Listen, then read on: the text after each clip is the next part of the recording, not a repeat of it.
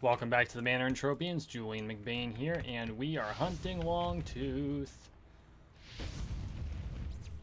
Got a couple of things that I've discovered in a book that I'm listening to, an audiobook I'm listening to. But before we get started, if you're new to the channel, welcome to the Manor. Please take a moment and subscribe down below.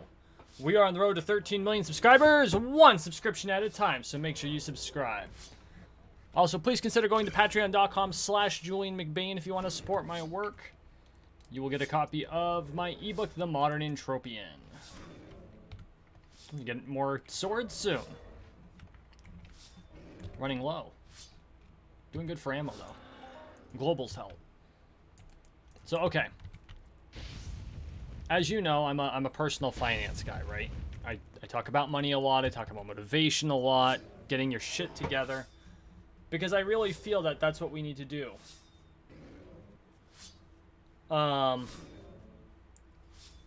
You know, as a demographic, we have a lot of work to do ourselves, gamers, and I think that as Entropians, the Entropians are probably ahead of the curve because we play a real cash game, and you can only do that if you have a certain amount of your shit together. But overall, we do have a lot of work to do. But as I'm reading this, or I'm listening to the audiobook, The 4-Hour Workweek.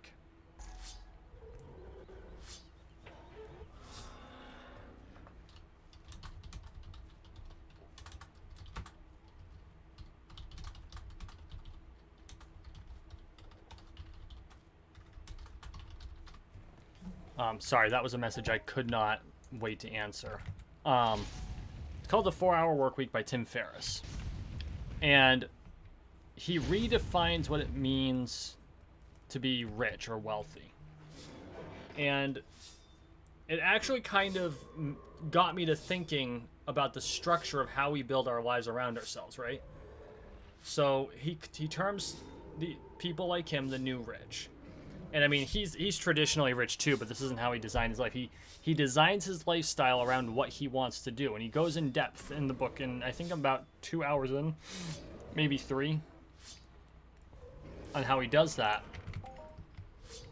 Oh, you know what? I'm probably a lot further. I did a lot of mowing today listening to it. But anyway, you know, how to restructure your life so that you have more free time. And he says, wealth isn't raw capital, right? It's not the amount of money you have in the bank. It's not the amount of stocks or bonds you have or resources you have. It's how much money you have after expenses every month. Is your income in excess of your expenses to live the way you want to live and have the time that you want? And he breaks down a whole system for doing it. And I'm very curious as to how we can apply that. And I can't get too deep into it, of course, for copyright reasons or things like that, but I'm going to try to distill the information. I'll probably have to listen to it 2 or 3 times before I can really get the gist of it.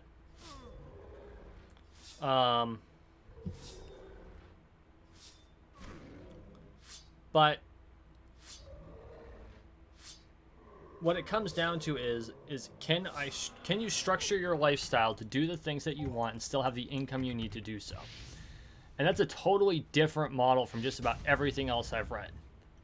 And I think there's a lot of wisdom in it, right? There's a lot of wisdom to it. Come on, don't jam up. Because by that notion, those of us who can plan well are actually wealthier than a lot of the wealthy. I mean, there's more to it than that, of course. Life is more complicated than any one book can really distill, but if we can take the ideas set forth in something like the 4-Hour Workweek, where, you know, what is it we really want out of life? What are the things that we value? What are our goals? You know, how big I am on goal setting. If we take those goals and break them down to... Whoops, that's not what I wanted to fire at. Oh. I made him mad. Wow. Cooked him.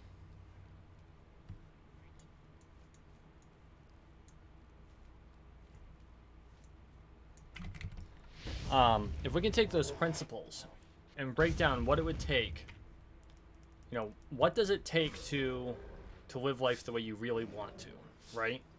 So, as an example, I like to go to SCA events. SCA events come with an inherent cost to them. You've got fuel, you've got entry fees, you've got food, you've got unexpected expenses. The average SCA camping trip is between $200 and $300, which isn't bad, realistically speaking. And that's including everything. The fuel. Oh no. The fuel for the stove, because I use a propane stove to cook on. All the food for the weekend. Everything like that. All the gas to get there and back. So, I mean, again, it's not that bad. A couple $100 for an event. Not a big deal. If I want to go to 10 events a year, that's $2,000 on average. Call it 3 for the one big event that's a little more expensive.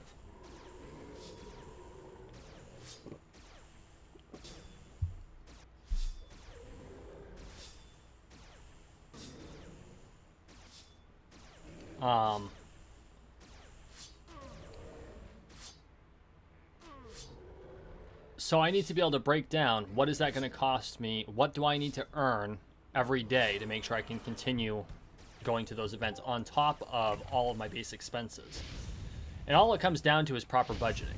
It really does. Which thankfully I'm going to be going in depth on in my next ebook, Personal Finance for Gamers, which I really need to get off my lazy butt and finish, because I'm like 3/4 of the way through it. I'm almost done. I've just got this one section to finish. And some tidying up, because there's always tidying up to do. But I've got this one section to finish, and I have to go through and just do like formatting and typesetting and all that fun jazz. Add some photos so it's not boring. But anyway, you budget it out properly. And make sure you always have that safety net, right? You're still putting money away. We're not ignoring the traditional personal finance rules by doing this.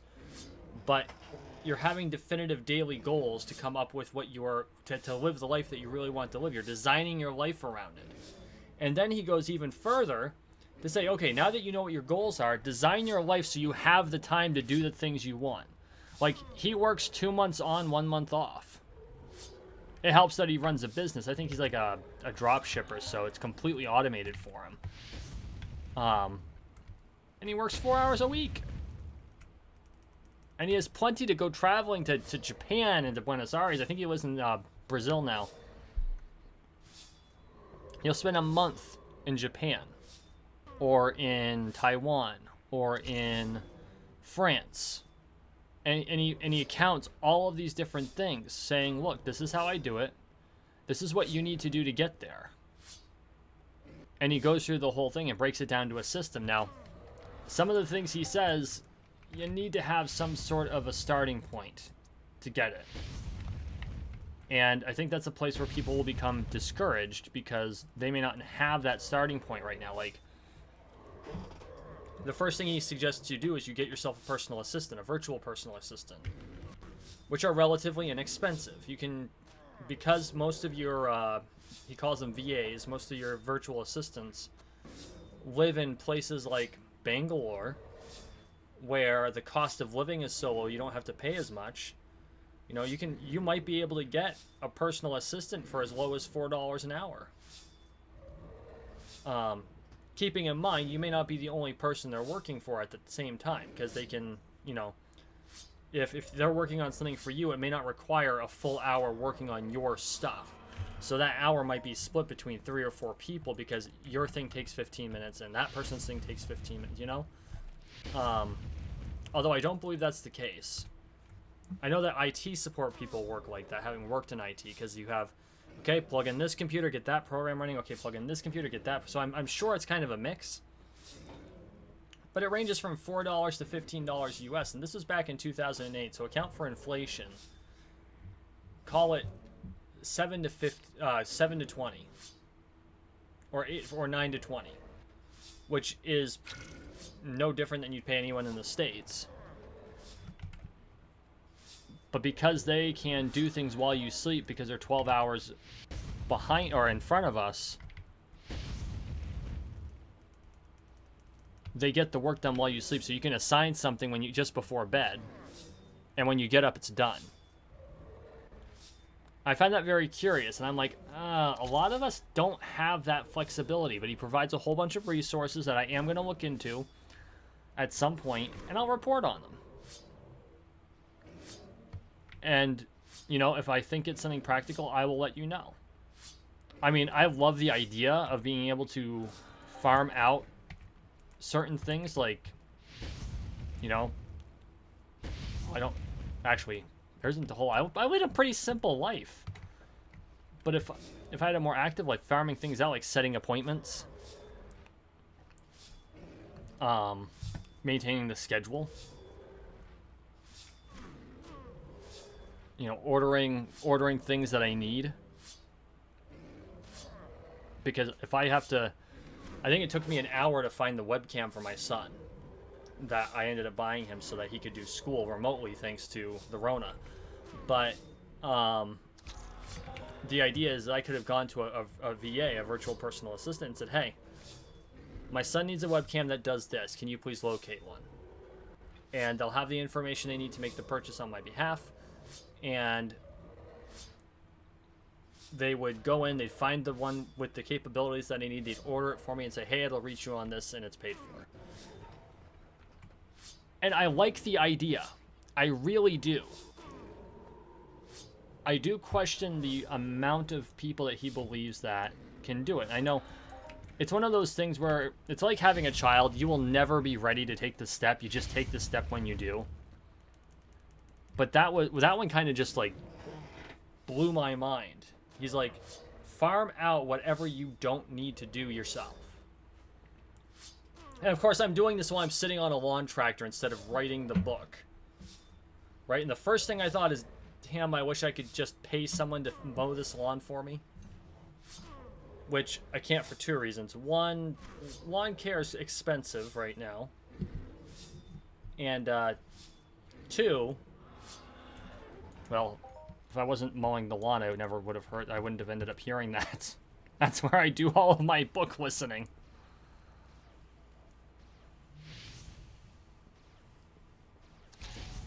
I know, I'm making excuses, right? These are my alibis. And I understand that they're alibis, and I'm trying to reform my thought processes so I don't have those alibis. But alibis are a thing that exists, and they're things that we all have to contend with. But not all of us are in a place where we can pay someone to do stuff.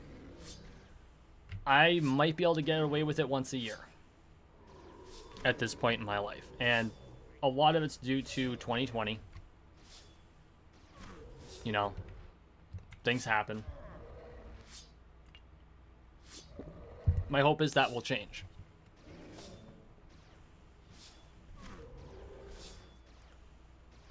But it doesn't mean the fundamentals don't work.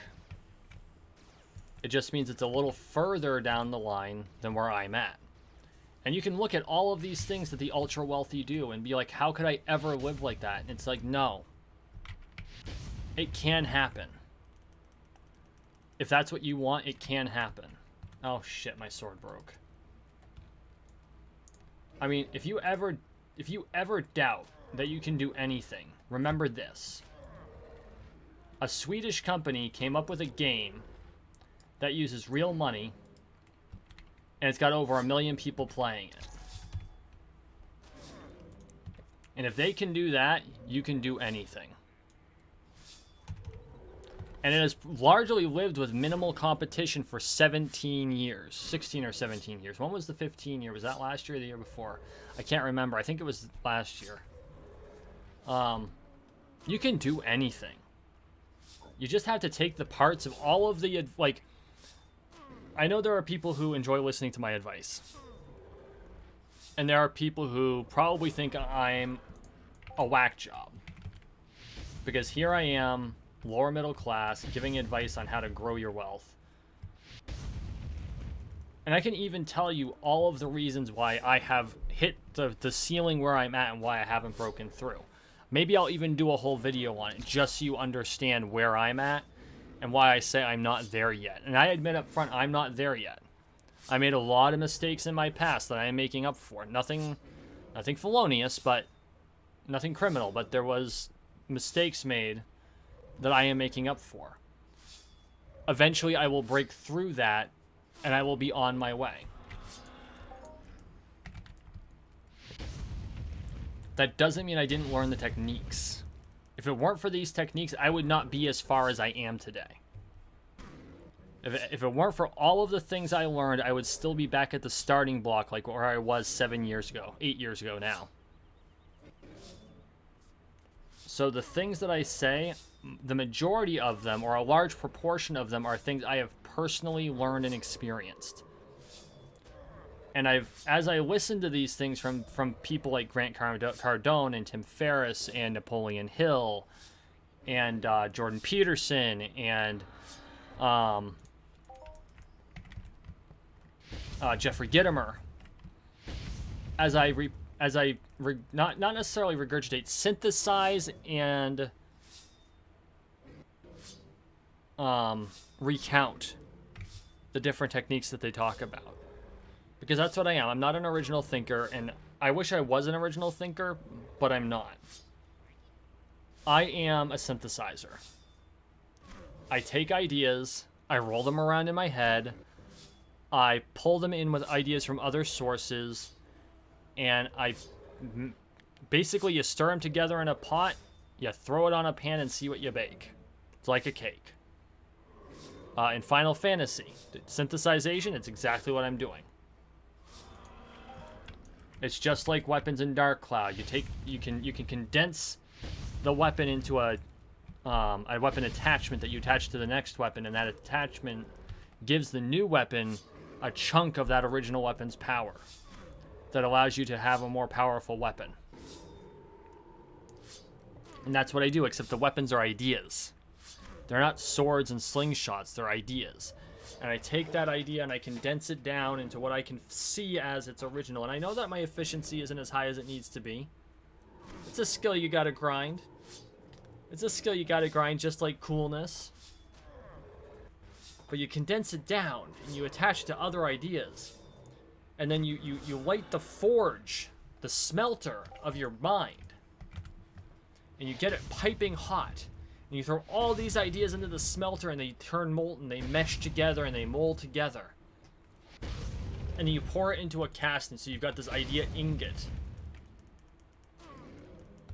And then you take that and you forge it. You heat it and you hammer it out into something that you can use. And that's your sword. And that sword is what gets you the life that you want to have. And that's what I do time and again. I take the ideas, I throw them in the melting pot. Maybe I take the last sword that I made, and it didn't work the way I thought it was, so I throw it back in the melting pot with all these new ideas. And I melt those suckers down. And I synthesize them. And come up with a new idea. Or, not new, a refined idea. Something that will work with my techniques. You need to do the same thing. And you can do it. You can absolutely do it. You just got to figure out what it is that you want to do, what it is you need to do to get there, and what plans of action are you going to take to have what it is you want. And so, while listening to this audiobook, I've been thinking about it.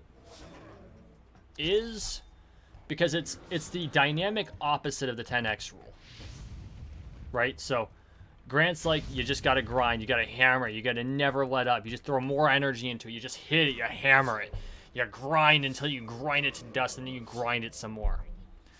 And Tim Ferriss is like, yeah, just outsource everything. Make other people do the work for you. You know? Go online, check your email twice a day. He checks his once a week. Let all your calls go to voicemail. Check your voicemails twice a day. So, And I think they both have the same concept in mind, but where Grant just adds more fuel to the fire, right? And there is a lot of wisdom in throwing fuel on the fire. And he goes, when in doubt, burn the house down. For Tim, it's more like, why am I bothering to do this? Not why am I bothering to earn the money. Why am I wasting my time doing all of this extra crap? That's a better way of putting it. Like, why am I allowing myself to be distracted by email? Why am I allowing myself to be distracted by social media? Why am I allowing myself to be distracted by phone calls? If it's an emergency, he has an emergency line. It gets really dark out here in the desert, doesn't it? Beautiful sky, though. Look at that sky. Look at those moons. I'm sorry. This is one of the most beautiful games. But he goes, eliminate the distractions. And by doing so, you can train your customers, you can train your employees, you can train your boss. You can train your boss to not bother you when you're working. And he's like, the average person working 8 hours a day is probably accomplishing 3 hours worth of work. And if you were to, largely, I don't disagree with them. I do think it's a little more complicated than that for a lot of jobs, especially jobs that are retail or customer facing on an ongoing basis. Outside sales, that can be very challenging if their salespeople are also servicing the products.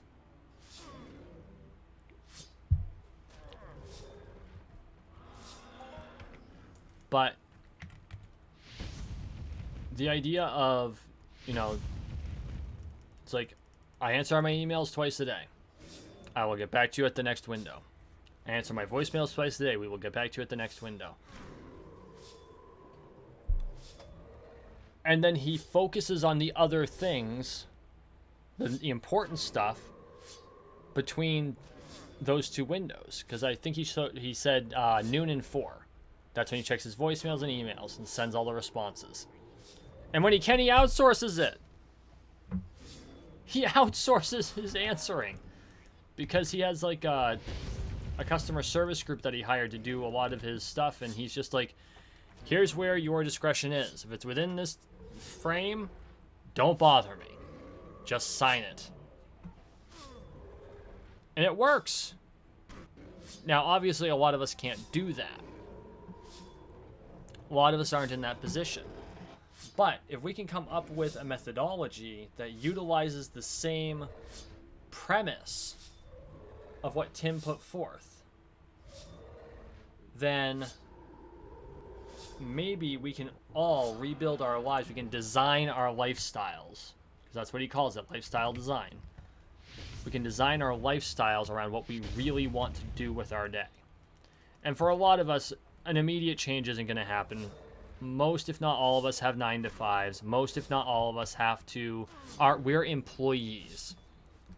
We have to be at our job for a certain length of time.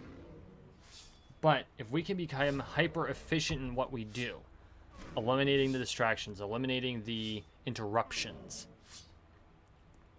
reducing the amount of time wasted on reacting, then your proactive actions are going to be so much more efficient. You're going to become so much more productive. It's going to make a huge difference in how you operate, which I think there's a lot of room for working within that concept, no matter what job you're at. And there was a time when I worked for Walmart, and my boss actually gave me a time schedule to follow. And I worked in I wouldn't say it's a low traffic department, but it wasn't a high touch department. So like, I worked in hardware, and with the exception of mixing paint, customers rarely need to ask you questions. So I was given a list to manage my time, and having that list to work with, I was doing at 11 o'clock what most people did at 1.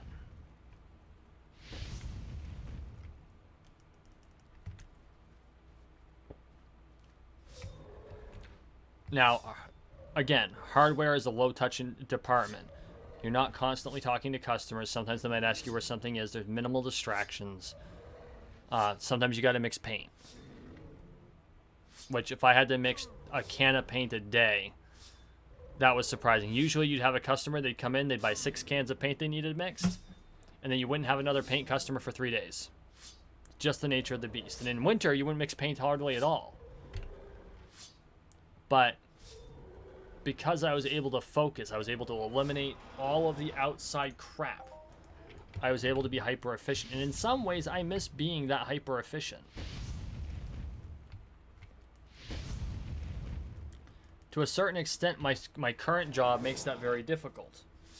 But maybe, and I want you to think about this for your own work situation, maybe if I can think about how I structure my day and then adhere to that structure as rigidly as I can,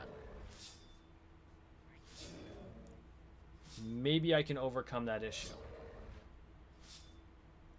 And maybe you can too.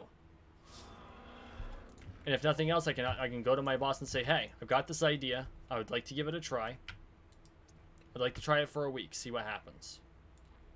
What's the worst that could happen? You go back to what you were doing before? Give it some thought. I'm gonna head back to base now.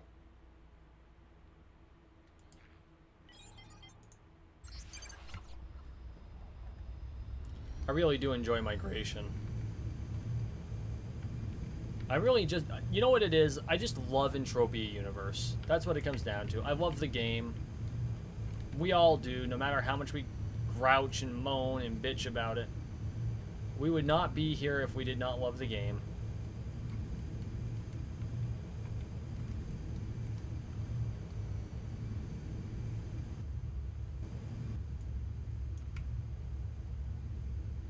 Let's see if I can't land this beast. Coming in for a landing. There we go. Wait. And I didn't fall through the world. Okay.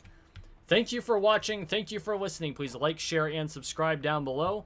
We are on the road to 13 million subscribers, 1 subscription at a time, so make sure you subscribe. As always, I appreciate all the support. We'll see you in the next one.